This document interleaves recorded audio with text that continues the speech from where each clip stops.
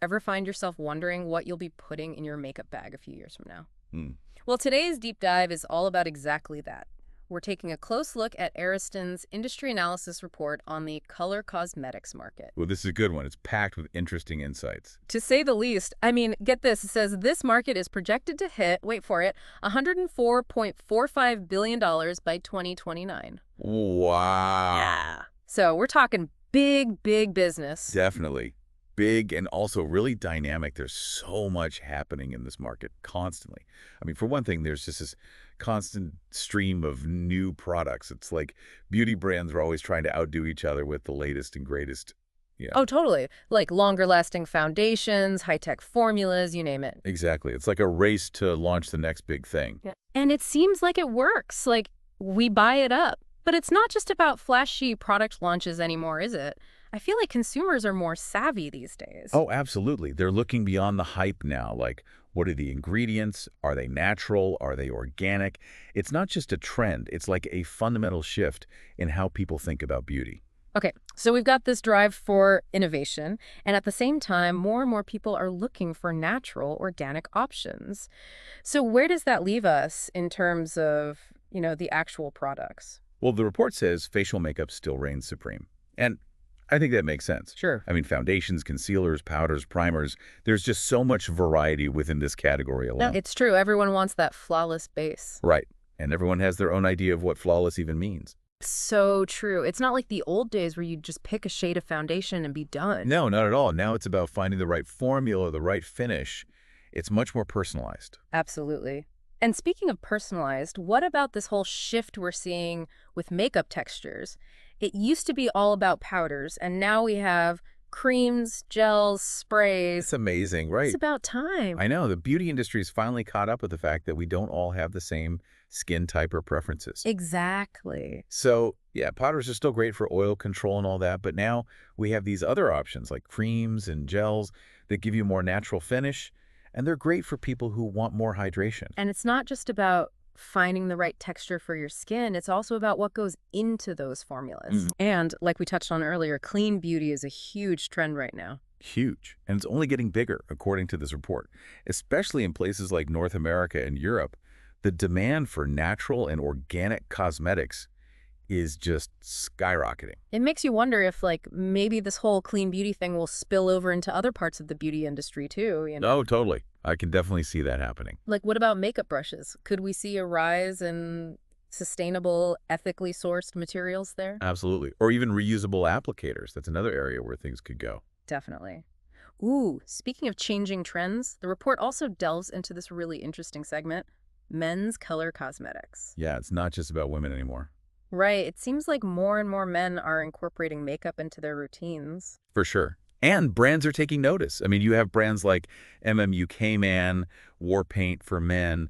They're specifically targeting this growing demographic. Even Chanel has its Boy de Chanel line now. Right. It's pretty cool. It is. Okay, so inclusivity is definitely a theme here. And speaking of inclusivity, the report talks about how the market is segmented in terms of price. Right. And it looks like the mass market still holds the largest share, which is great because it means affordable makeup is accessible to more people. Absolutely. Accessibility is so important.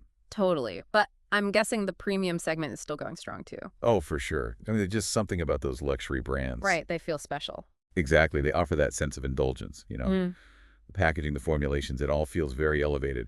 But yeah, when it comes to the biggest slice of the pie, that's still the mass market. It's just so much more accessible and affordable for most people. Okay, so let's talk about how people are actually BUYing all this makeup. Yeah. Because, let's face it, online shopping has become huge in the cosmetics industry. No kidding. Yeah. And honestly, it makes sense. It's so convenient. I know, right? You can shop from anywhere, anytime. And you can find pretty much anything you're looking for. Exactly. And read reviews. Oh, yeah. Can't forget about the reviews. They're everything these days. That's so true. But do you think this means, like, department stores and specialty beauty stores are doomed? I don't think so. I mean, they're definitely having to adapt, But the report actually points out that there's still a demand for that in-person shopping experience. Okay, interesting. Like department stores, for example, they're becoming more about the experience now. You can go in and get a consultation, try out products, that kind of thing. It's more personalized. It's like they're creating a destination rather than just a store. Exactly. And that's something online retailers just can't replicate. So true. Okay, last thing from the report I want to touch on. Geography. This report highlighted that the Asia-Pacific region has the largest market share for color cosmetics, and it's predicted to keep growing. Which honestly makes a lot of sense when you think about it. Totally. I mean, we've seen how influential K-beauty has become globally with those innovative products and the whole focus on skincare. Right. And J Beauty, too. Oh, yes. That emphasis on minimalist elegance and natural beauty. That part of the world is like a trend-setting powerhouse when it comes to beauty. Totally. And you combine that with, a huge population and rising incomes, it creates this perfect storm for growth in the cosmetics market. So we've covered a lot of ground here. We've got this push for innovation, this growing preference for natural ingredients, and this global market that's really responding to these trends coming out of Asia.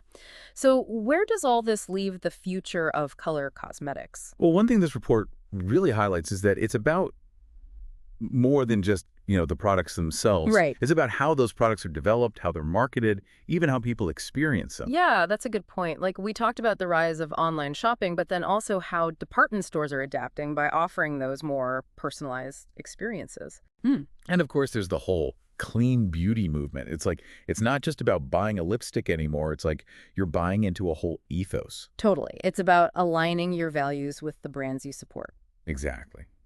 Okay, so with all that in mind, the report also dives into some of the major players in the industry. L'Oreal, Estee Lauder, Fenty Beauty. Oh, yeah. The big leagues. These are some heavy hitters, and they're all doing some really interesting things. What do you think is most innovative about their strategies?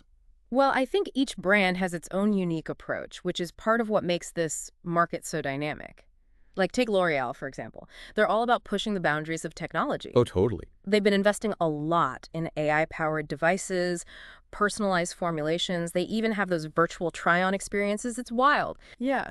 Like that AI thing that analyzes your skin and mixes a custom foundation for you right on the spot. Exactly. It's like something out of a sci-fi movie, but it's real. It's so cool. So L'Oreal's all about the tech. What about Estee Lauder? Well, they've really mastered that luxury branding. Oh, for sure. Their marketing is always so elegant. Right. They're the epitome of sophistication. Totally. Okay, and of course we can't forget Fenty Beauty. I mean, talk about making a splash. They didn't just enter the market, they disrupted it. They really did. And their commitment to inclusivity was a game changer, no question. Oh, absolutely. I mean, launching with 40 foundation shades and then expanding to 50, it was like they were sending a message to the whole industry. Exactly. And it forced other brands to step up their game, too. For sure. It wasn't just about foundation shades either. Yeah. It was about representation, about recognizing beauty in every skin tone. Absolutely. It was a powerful statement. Okay, one last thing I wanted to touch on. The report also talks about this, and it's something we've seen happening more and more. The influence of social media and influencers in the beauty world. Oh, yeah. That's huge now. I mean, it's obvious, right? Social media is where we go for inspiration, for product reviews. It's like we trust the opinions of people we follow online. It's like getting recommendations from a friend. Exactly. And brands are definitely paying attention. They're collaborating with influencers, doing limited edition collections, all that. It's smart. It is. It's a win-win. Influencers get to share their creativity, and brands get access to these massive, engaged audiences. So, as we wrap up our deep dive here, what would you say is the key takeaway for our listeners? That's a good question. I think the biggest takeaway is that the color cosmetics market is constantly changing. It's being driven by innovation, by this push for inclusivity, and most importantly, by a deep understanding of what consumers want. And what consumers want is changing all the time, too. Exactly. So whether it's through groundbreaking technology, a commitment to natural ingredients, or just creating really personalized experiences, these brands are constantly adapting and evolving to keep our attention. Which brings us to the big question this report leaves us with. As consumers become even more discerning, what new trends do you think we'll see emerge in the next 5-10 years? Oh, that's a tough one. If I had to guess, I'd say sustainability is going to become even more important than it already is. Yeah, for sure. I mean, we're already seeing more eco-friendly packaging, clean ingredients, But I think it'll go even further.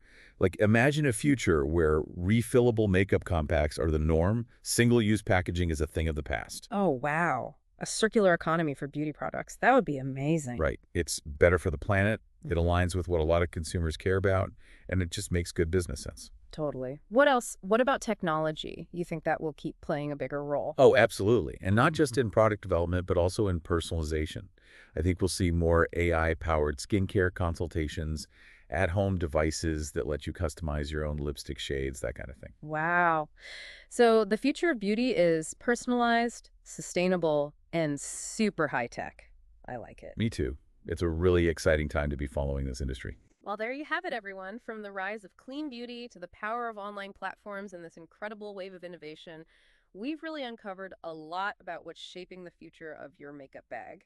And who knows, maybe one of you listening will be the one to invent the next big thing in beauty. Until next time, keep exploring, keep experimenting, and most importantly, keep embracing what makes you feel beautiful.